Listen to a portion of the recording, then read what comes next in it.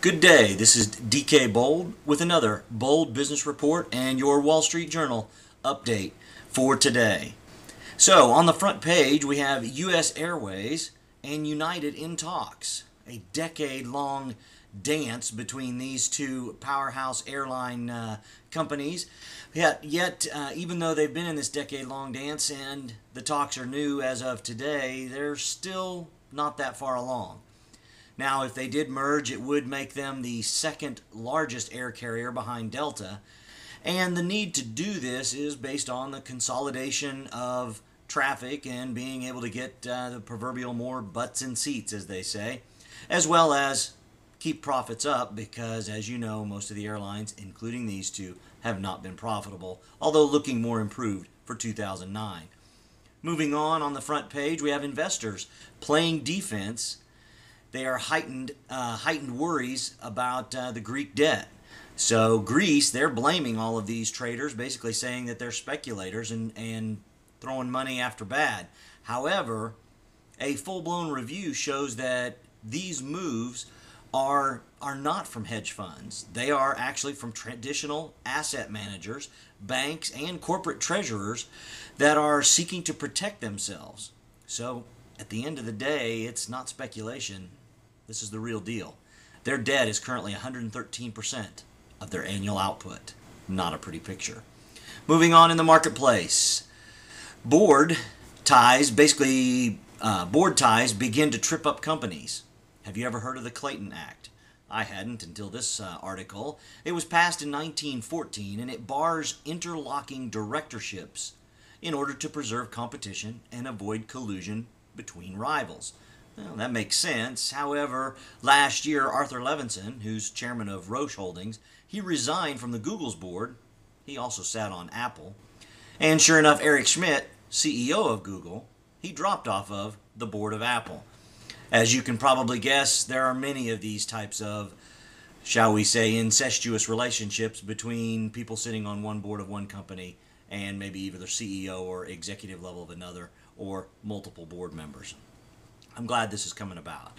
And then brands bet on Indonesia as spending booms. Gosh, you have a company, you need to go to Indonesia, could be a big boom. They are the fourth largest population, and in Samarinda, a coal mining center, it's on the east edge of Borneo, the population has literally tripled and incomes are on the rise. Ford dealers are opening new showrooms every 6 weeks, and Honda can't get enough motorbikes there to service the demand. So great area to go into.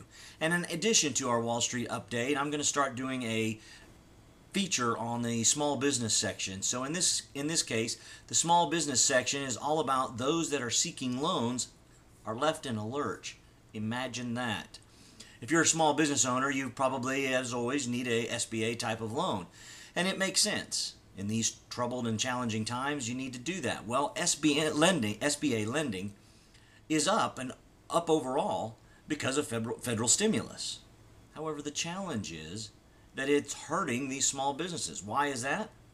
Well, the SBA, or the government, had changed their lending practices and to securing 90% of the loan versus a 75%. All well and good, except for the fact that they've started it, then stopped it, then started it again, then stopped it. For instance, one car dealer he had set up his loan, had been approved, it was ready to be signed and closed. He was waiting for his lease to run out. Sure enough, days before the lease was to run out and before he was supposed to get his $1.6 million loan, the feds pulled the funding. So now he's facing, 2 months later, he was facing penalties and taxes, had to go ahead and do the loan, pay all of the fees and stuff that would have been waived if he'd have gotten a traditional SBA loan. Sure enough, 6 days after he gets his loan, the feds turn the money back on, and now he can't go back and have any recourse. So this on again, off again is just not helping the small businesses. Now on to our third and last section, money and investing. The Dow pulls back from 11,000. It's danced with it. It started to dance with it as early as Monday, all the way just down 12 points from the 11,000 mark. However, worries about Greece, you heard the article earlier, and a drop in borrowing are to blame for not being able to hit this 11,000 mark. They're also concerned weak consumer, basically credit data has curbed hopes for a rebound in consumer spending. So could be a challenge before we see 11,000 again. And wow, if you don't know the risks of your investments, don't go out and sue your bank because of the downfall. Banks are winning when investors sue is the last article that we have to talk about. Sure enough, judges are ruling that plaintiffs simply don't have and haven't been able to make a strong case. So banks are winning the argument when it comes to, hey, I lost all my money and it's the bank's fault because of the downturn in the markets. Well, that concludes our Bold Business Report. As always, please leave a comment below. I would love to hear from you. As well as always, take a look and check out the website, findyourpassions.com. Until next time, you have a great day.